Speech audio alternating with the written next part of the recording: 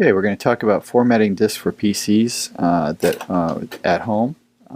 Actually, in order to do the PC at home, it's best to actually come to the school and format your disk here at the school on the Macintosh so that your permissions work between both the Mac here at school as well as the PC at home. And in order to do that, we have to format the disk. The other thing too is if you have a flash drive, then you want to do the same thing, the same sort of format. For those of you who have Macs at home, I have a separate video for you, and we'll talk about it later. All right, so to get started, we first want to plug in our external hard drive. When this external hard drive comes up, it'll come up with one icon that will appear as a volume. Some of you might actually have a second icon down below here that is actually mounted by some of the vendors who make these drives. The trick is that you don't want to move this, but if there's another icon down here, you would drag that to the trash and unmount it from the desktop. And that'll make the formatting go much, much smoother. All right, so to get started, you can see here, I have some information on the hard drive already. I previously have copied it to my desktop because I know that this information is going to get wiped out, so I don't want to lose that. So I put it to the desktop temporarily, and I will then copy that over to another hard drive or something like that later on. All right, but we'll continue on from there. So the best thing to do is to, as we got on your PDFs, open up the Finder. An easy way to open a Finder window is just to go down here to the Finder and click on that, and a Finder window will open. Along the sides, you go to Applications, and in Applications, go all the way down here to the bottom where it says Utilities, and open up Utilities. And in Utilities, you can actually access the Disk Utilities icon right here. Now, this is one way of doing it. There's also another way in which you can go all the way down here to go to the pull-down menu of Go, and you'll see this thing that says Utilities down here. If we click on that, then you will also come to the same place. There's like two different ways of doing this. All right.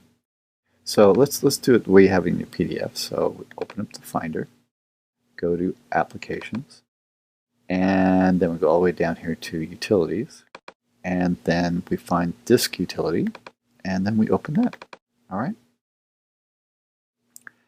As you can see here, it actually can see a couple things. The one disk that you can see here, the WD My Passport External, it sees this right here. I have another disk that's connected but not mounted, so you don't have to really worry about that.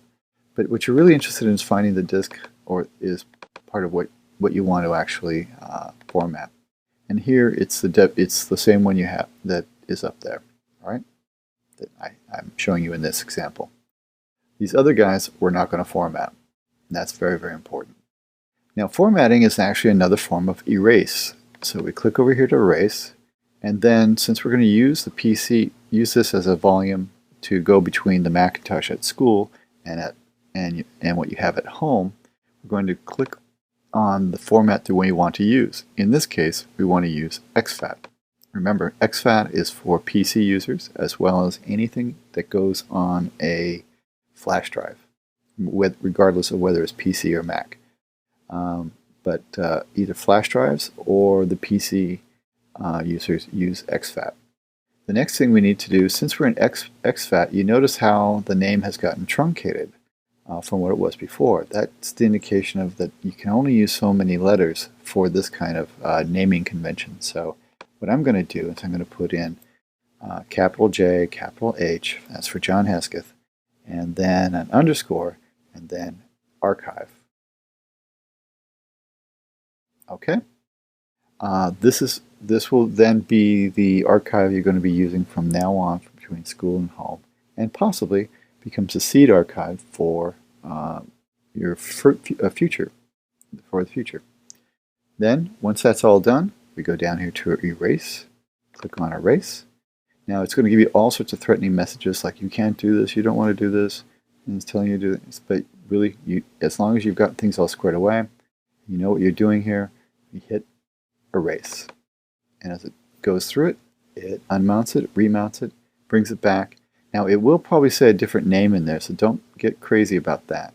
But you can see here that the John Hesketh archive now is created. All right. So I'm going to close this and close this window. And if we open this up, you'll notice that it is blank. Now remember, this right here is the root of this new volume. All right. And that's the most important thing to remember. When you open it up, and there's nothing there, even if there was something there, this is known as the root. Now, as a result, because this is a Finder window, you can still see all the other things on the side, like say all the standard places to go, like say the things that are important to the Macintosh. Plus, this right here is a link directly to that external drive that you have, as well as all these things down here are anything that the computer sees as a shared volume or a shared computer on the network. I'm at work, I'm not at school, so this is the things that you can see at my work. All right, so that's basically how you make an archive or a drive, a formatted drive, getting ready for an archive. If you have any questions then, ask your instructors.